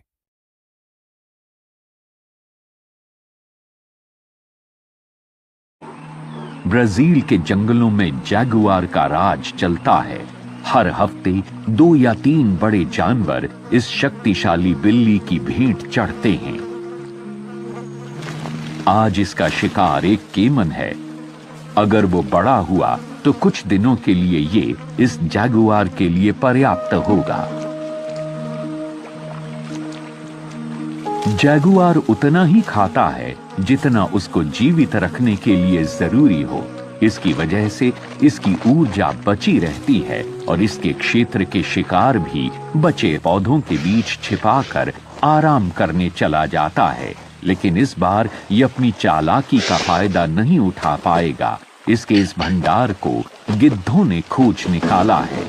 जहां केमन का बचा हुआ शव का हिस्सा पड़ा था, वो अब एक जंग का मैदान दूसरे से निर्मम तरीके से भिड़ जाते हैं। ये हलचल दूसरे और भी ज्यादा ताकतवर मौका परस्तों को आकर्षित करती है। कैराकरैस को इस झगड़े में हिस्सा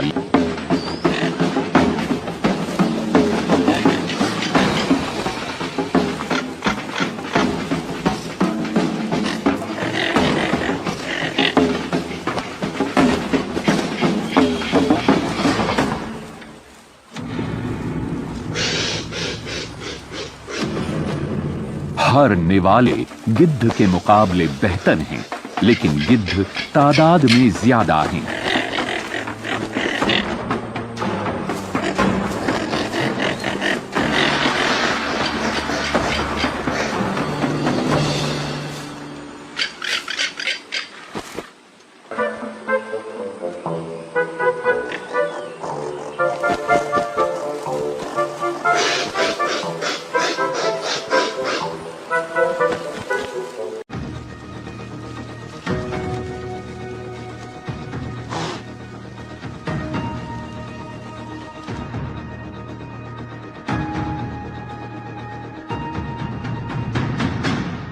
लेकिन ये एक प्राचीन चक्र का हिस्सा है। तूफानी बादल के फिर से उमड़ने पर हर जानवर तूफान की ओर अपना सिर उठाता है।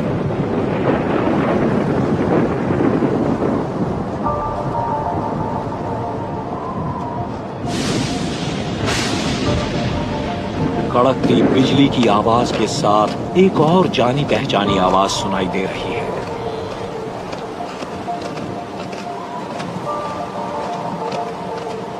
बारिश की आवाज।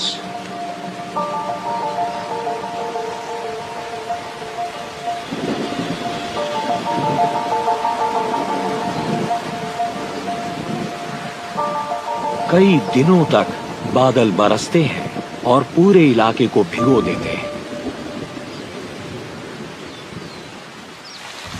और फिर बाढ़ आने लगती है।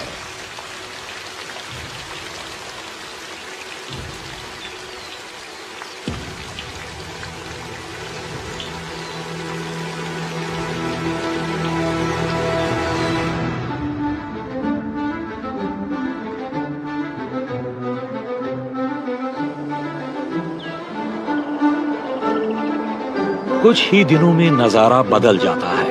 हर जगह पानी और खुशहाली नजर आ रही है। पक्षी बड़ी तादाद में लौट रहे हैं।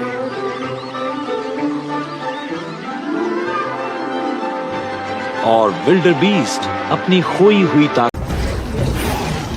400 kilograms surge from the ground in a single beat.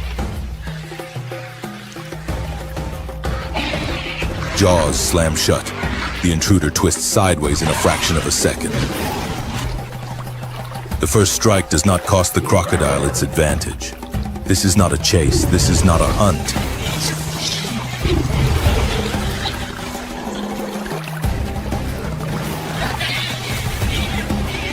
The intruder growling, it charges again, testing and provoking. The cub scrambles free. And now the real war begins. The bear rises on hind legs, 8 feet of primal intimidation, claws like curved daggers, a display written in genes for millions of years. The mother does not retreat. Amber eyes locked on target. Every fiber of her body burns with something more ancient than survival instinct. The wrath of a mother. The bear swings, but the tigress is not there. She has read the arc before it began, shifted to the blind angle, become a ghost, and strikes. Claws rake across the bear's shoulder.